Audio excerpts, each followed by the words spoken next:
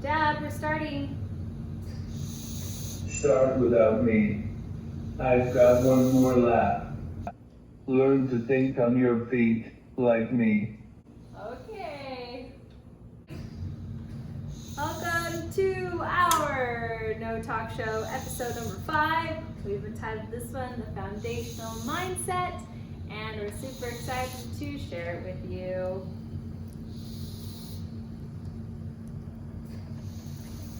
Doing all right there, Dad?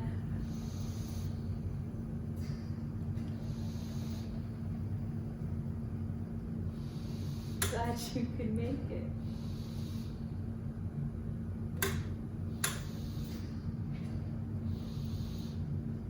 Nikki wasn't happy with either of my intros last episode.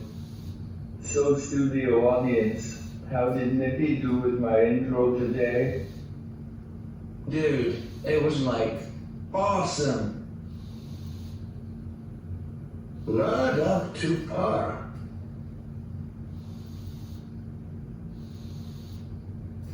Nikki, it seems the younger generation prefers you. It appears appearance may be their sole criterion. Oh Nikki, queen of transcendent beauty, may I have the floor now? Regardless of the intro, this episode is the meat of the matter, the crux of all my efforts. I hope you find it epically insightful and transformative, yet still mildly amusing. We already have a question from the studio audience. Yes, young lady. What's that thingy on your hand?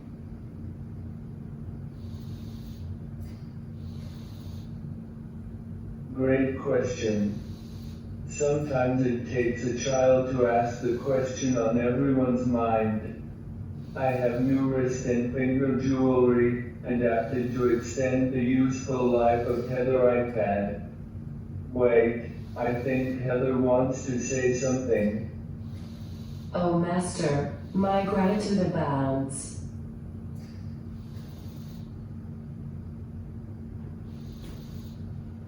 And so does my you're welcome-ness.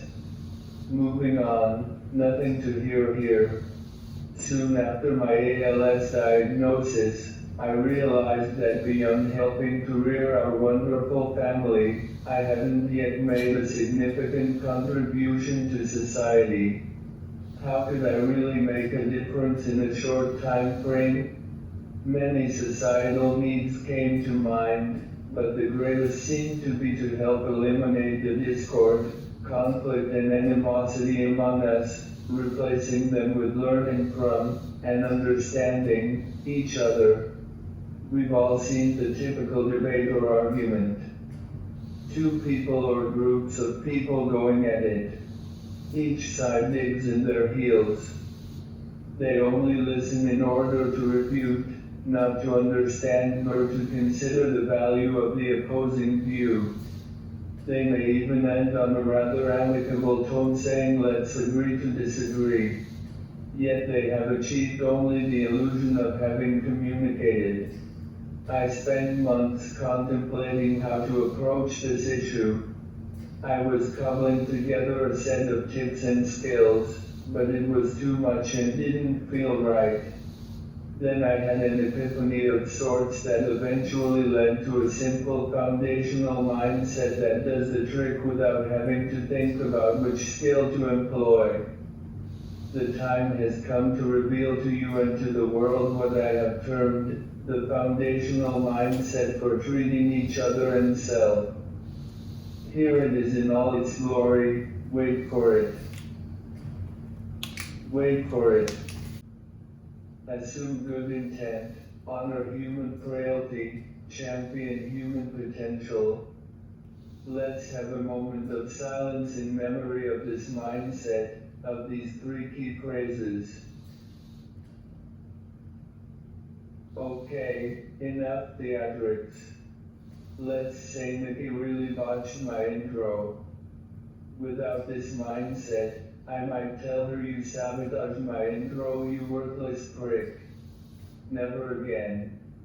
See how that response assumes malice. doesn't tolerate mistakes and crushes any hopes of improving.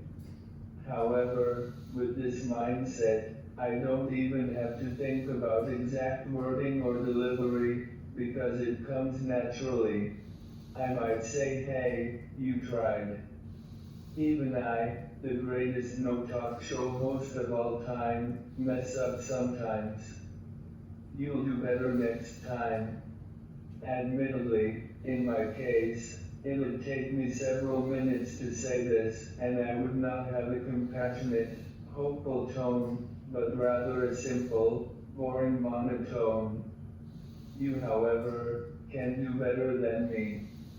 Can you see how treating others with this mindset enriches not only relationships but life in general? Wait, there's more. It can even save lives. Imagine that a drug addict, an ever-failing perfectionist, or anyone prone to depression or even suicide adopts this mindset. They would recognize and embrace their own good intent rather than berate themselves. They would understand that frailty is an integral part of the human condition and expect more failures on the path to success. They could even become an exceptional presenter helping thousands of others. I attended several seminars taught by such a man. His name is Kurt Duncan. Many of you may know him or have heard of him. He transformed his life and now helps others do likewise. Oh brother, so little time and much more to say about these epically transformative concepts. Nikki, watch the time for me. I'm busy thinking on my feet. Let's start with assumed good intent. Granted, some people may have bad intent. I will not address that directly. Maybe someone else will or has. But I will say this. Such people weren't born with malice. We don't know their story. To a great extent, each of us is a product of our environment. A person that suffers certain hardships may naturally develop a sense of distrust, persecution, rejection, injustice, etc., and act out accordingly. Are we really justified in assigning moral failings upon him or her?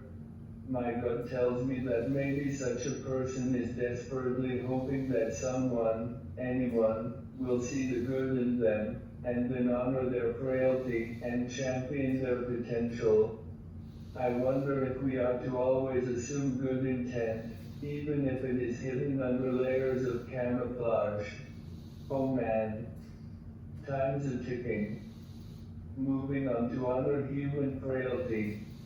In a nutshell, it means, let's give each other and ourselves a break. And now let's give the nut itself a break and savor the goods inside.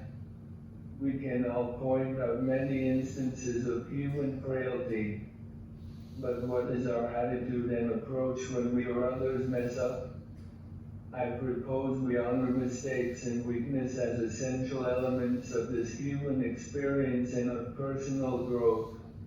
I'm not saying we promote misbehavior or mistakes, but such stumbling blocks often become stepping stones.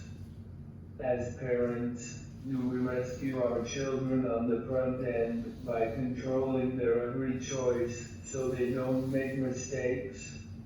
Of course, it's well known that rescuing them on the back end by protecting them from the consequences of their choices also prevents learning. Let's train the next generation to choose wisely and to own their choices. Having the mindset we're discussing is a healthy way to do this. I have fond memories of our children mispronouncing as they learned to speak and even of their misdeeds as they grew. For example, Mickey's younger brother called her Icky, and he called our dog Yucky instead of Lucky. So it was Icky and Yucky. Our children have learned and don't repeat those mistakes or misdeeds. I think no less of them for their mishaps, because mistakes are important stepping stones to reach their full potential. This is why I'm against whitewashing the past. Let's not pretend mistakes weren't made.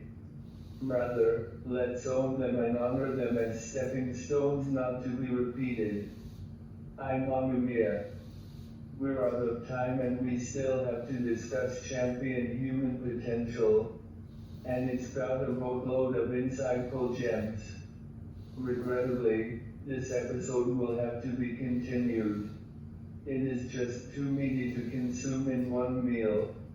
Watch for the conclusion sometime after you have time to digest today's content. Sorry for leaving you with a cliffhanger. Not. Thank you for watching this partial episode of the mildly amusing, intensely insightful, No Talk Show. TTFN, for those of the older generation, that means ta-ta for now.